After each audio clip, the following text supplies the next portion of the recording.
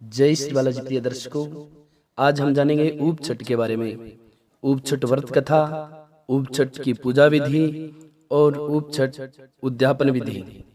प्रिय दर्शकों, इस बार ऊप छठ का व्रत 9 अगस्त 2020 रविवार के दिन है।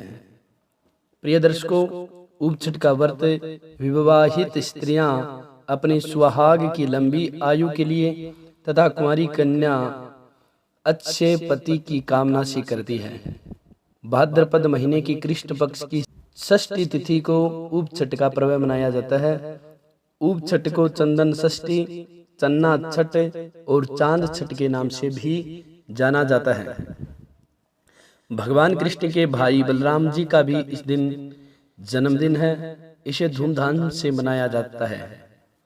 ऊप छठ का व्रत रखने वाली महिलाएं और कन्याएं सूर्यास्त से चंद्रोदय तक खड़े रहकर मंदिरों में ठाकुर जी के दर्शन कर पूजा अर्चना करती है और साथ में पौराणिक धार्मिक कथाओं का श्रवण करती है। महिलाएं रात्रि में चंद्रमा निकलने पर चंद्रमा जी को अर्घ्य देने के बाद व्रत का पालना करती है। सूर्यास्त से लेकर चंद्रोदय तक व्रती खड़े रहते हैं, इसलिए इसको ऊप छठ कहते हैं। प्रिय दर्शकों, अब जानते हैं ऊप छठ की पूजन सामग्री क्या क्या है। कुमकुम, चावल, चंदन, सुपारी, पान, कपूर, फल, सिक्का, सफेद फूल, अगरबत्ती, दीपक। प्रिय दर्शकों, अब जानते हैं ऊप छठ की पूजा विधि। स्त्रियां इस दिन पूरे दिन का उपवास रखती है। शाम को दोबारा स्नान कर स्वच्छ और नए कपड़े पहनती हैं। कुछ लोग लक्ष्मी जी और गणेश जी की पूजा करते हैं और कुछ अपने इष्ट की। चंदन घिसकर भगवान को चंदन से तिलक करके अक्षत अर्पित करते हैं। सिक्का, फूल, फल, सुपारी चढ़ाते हैं। दीपक, अगरबत्ती जलाते हैं, फिर हाथ में चंदन लेते हैं। कुछ लोग चंदन मुंह में भी रखते हैं। चंदन मुंह में रखकर ऊप छठ की व्रत कथा सुनते हैं। मंदिर जाकर भजन करती है। इसके बाद व्रती जब तक चंद्रमा न दिख जाए तब तक जल भी ग्रहण नहीं करती है और ना ही नीचे बैठती है, खड़ी रहती है। ऊप छठ के व्रत का नियम है कि जब तक चांद नहीं दिखेगा तब तक महिलाओं को खड़े रहना पड़ता है। व्रती मंदिरों में ठाकुर जी के दर्शन कर पूजा अर्चना करके परिवार के सुख समृद्धि की कामना करती है और खड़े रहकर पौराणिक कथाओं का श्रवण करती है। चंद्रोदय पर चांद को अर्घ्य देकर पूजा अर्चना की जाती है। चांद को जल के छींटे देकर कुमकुम, चंदन, मोली, अक्षत और भोग अर्पित करते हैं। कलश से जल चढ़ाते हैं। एक ही जगह खड़े होकर परिक्रमा करते हैं। अर्घ्य देने के बाद व्रत पालना करती है। लोग व्रत खोलते समय अपनी मान्यता के अनुसार भोजन करती है। प्रिय दर्शकों, अब जानते हैं ऊप छठ के व्रत की उद्यापन विधि। इस व्रत के उद्यापन के लिए पाव वजन के 8 लड्डू बनाए जाते हैं। कहीं पर 6 लड्डू बनाए जाते हैं। ये लड्डू एक प्लेट में रखकर व्रत करने वाले 6 स्त्रियों को दिए जाते हैं। साथ में एक नारियल भी दिया जाता है। नारियल पर कुमकुम के छिंटे दिए जाते हैं। एक प्लेट में लड्डू और नारियल विनायक जी को भी दिया जाता है। ये प्लेट घर पर जाकर दे सकते हैं या उनको भोजन के लिए निमंत्रण देकर भोजन करा के भी दे सकते हैं। प्लेट देते समय महिलाओं को तिलक करे, फिर प्लेट में लड्डू और नारियल दे। प्रिय दर्शकों, अब जानते हैं ऊप छठ व्रत की कथा।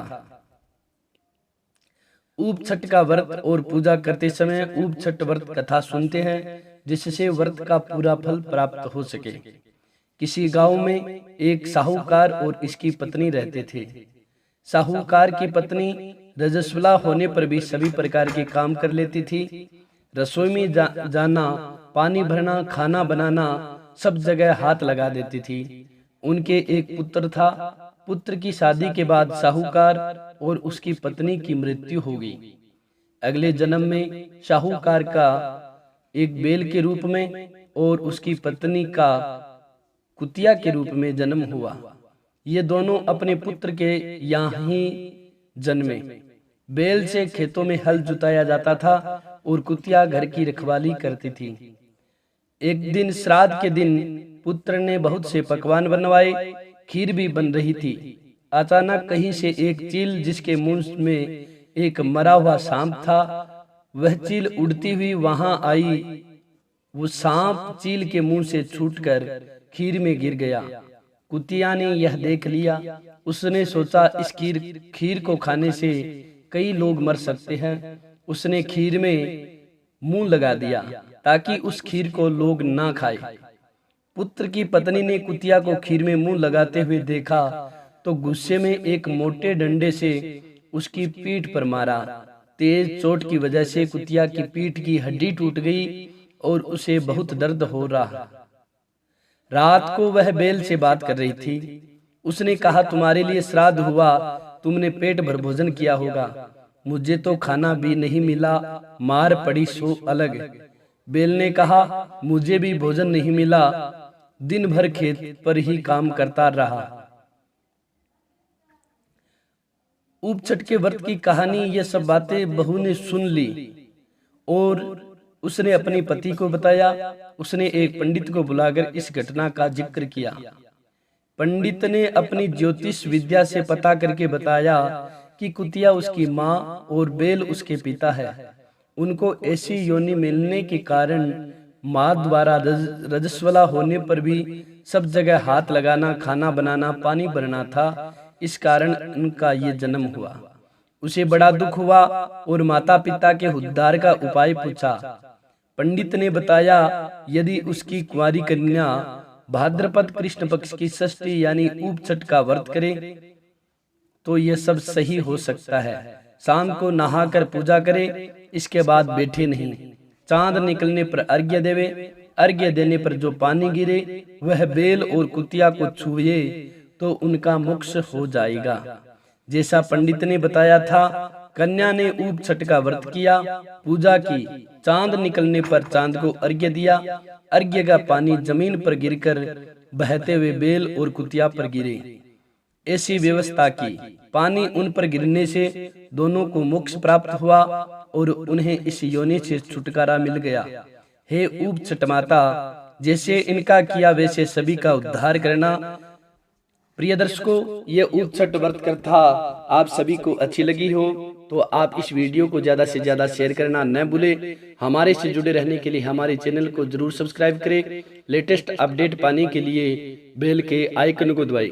प्रिय दर्शकों, हमारे सनातन धर्म में जितने भी व्रत त्योहार होते हैं उन सभी व्रत त्योहारों की कथा इस रामदूत एस्ट्रो चैनल पर अपलोड की जाती है। तो आप सभी से निवेदन है कि हमारे से जुड़े रहने के लिए हमारे चैनल को जरूर सब्सक्राइब करें। जय श्री बालाजी, जय श्री राधे।